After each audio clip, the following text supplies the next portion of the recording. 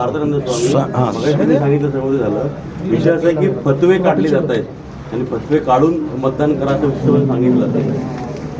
तुम्ही दाखवला तो एक भाग आहे. पण आता स्थानिक पातळीवरती मोठ्या मोठे फतवे काढले त्याबद्दल हिंदू संघटनाचे त्या पद्धतीने फतवे का काढत नाही? आम्ही फतवे काढणारे नाही.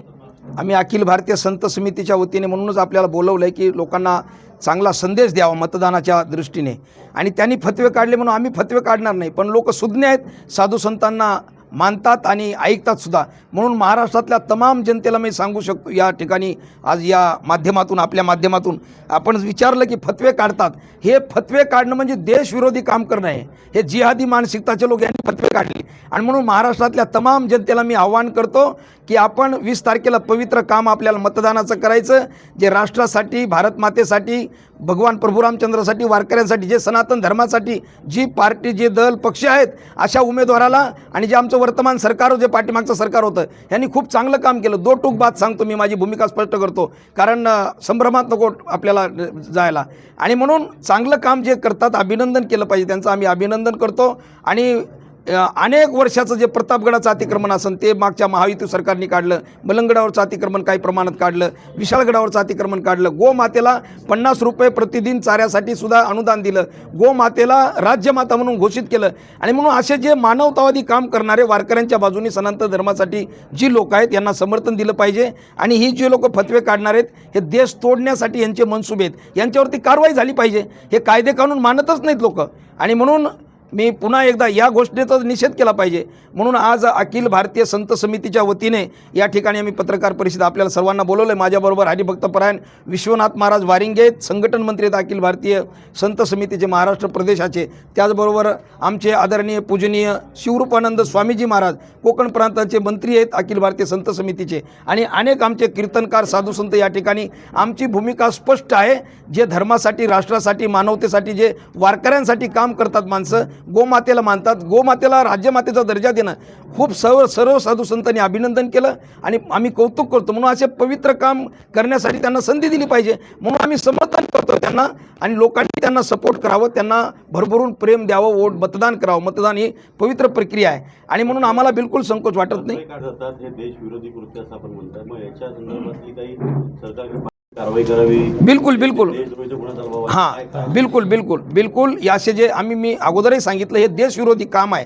पण आता निवडणुकाचा काळ आहे. आता सरकार पुन्हा एकदा स्थापन झाल्यानंतर आम्ही अखिल भारतीय संत समितीच्या वतीने सरकारकडे मागणी करू.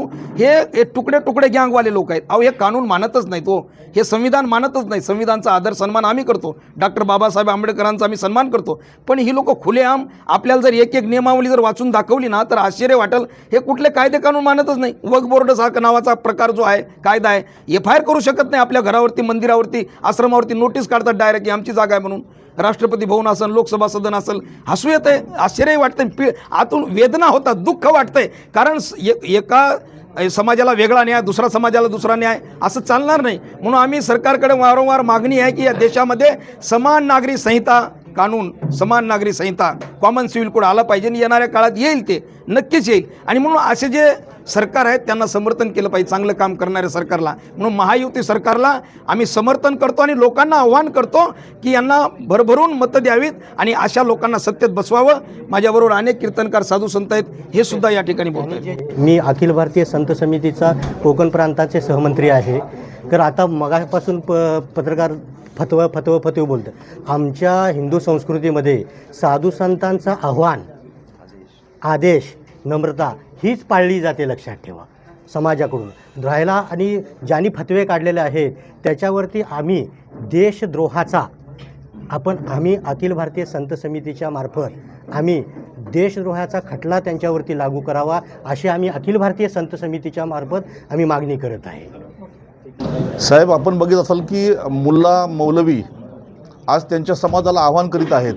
आणि शिवाय ते आव्हान अशा प्रकारचं आहे की तुम्ही एकतर्फी मतदान करा. म्हणजे ज्या ठिकाणी आपल्या धर्माच्या मागण्या मान्य केल्या जातात. आताच आमचे जे महामंत्री त्यांनी आपल्याला दाखवले की 17 मागण्या आहेत. आणि त्या 17 मागण्या किती भयानक आहेत हे आपण सर्वांनी पाहिलेल्याच आहेत, कारण आपण सर्व लोक या चॅनलसाठी काम करत आहे. आणि ह्या सर्व मागण्या ज्या मान्य केलेल्या आहेत ज्या पक्षांनी, तुम्ही त्यांना मतदान करा अशा प्रकारचं आव्हान जर खुलेआम मुल्ला मौलवी करीत असतील त्यांच्या मस्जिदमधून, तर आम्ही साधू संतसुद्धा आमचं हिंदुत्व वाचवण्यासाठी आज रस्त्यावरती उतरलेलो आहोत. त्याच्यामुळे आम्ही कुठल्या पक्षाचे नसून आमचा पक्ष एकच आहे, हिंदुत्व हा आमचा पक्ष आहे. आणि म्हणून त्यासाठी आम्ही लोकांना आवाहन करू की आपण सर्वांनी 100% मतदान करा आणि जे सरकार आपलं हिंदुत्व समर्थक आहे त्यांना आपण सर्वांनी मतदान करा. आता नुकतंच आमच्या सहमंत्र्यांनी सांगितलं की आम्ही त्यांच्यावरती देशद्रोहाचा गुन्हा दाखल करण्यासाठी आम्ही मागणी करणार आहोत आताच. आणि म्हणून कितीतरी अशा गोष्टी आहेत का त्या आपल्यासमोर आम्ही व्यक्त करू शकतो. आता आपण बघितलं की एका बाजूने या म्हणजे एकनाथ शिंदे साहेब असतील किंवा देवेंद्र फडणवीस साहेब असतील, यांनी गोमातेला एक राष्ट्रमाता म्हणून, राज्यमाता म्हणून तिला दर्जा दिला. आणि दुसऱ्या बाजूने आपण ऐकत असाल की गाय ही बैलाची माता आहे, मग गायीचं हंबरणं म्हणजे राज्यभाषा होऊ शकते का? म्हणजे अशा प्रकारचं जे काही वक्तव्य केलं जातं तर हे वक्तव्य अगदी निषेध करण्यासारखं आहे. जनतेने हे ओळखलं पाहिजे. आम्ही गेली 30-32 वर्षापासून धर्मकार्य करीत आहोत आणि जिथे राष्ट्राचा अभिमान, जिथे धर्माचा अभिमान, तिथेच आमचं स्वतःचं मतदान आणि जनतेला सुद्धा मतदान करण्याचं आव्हान तसं आम्ही या ठिकाणी करीत आहोत. कोणार्क, अपना शहर, अपनी बातें.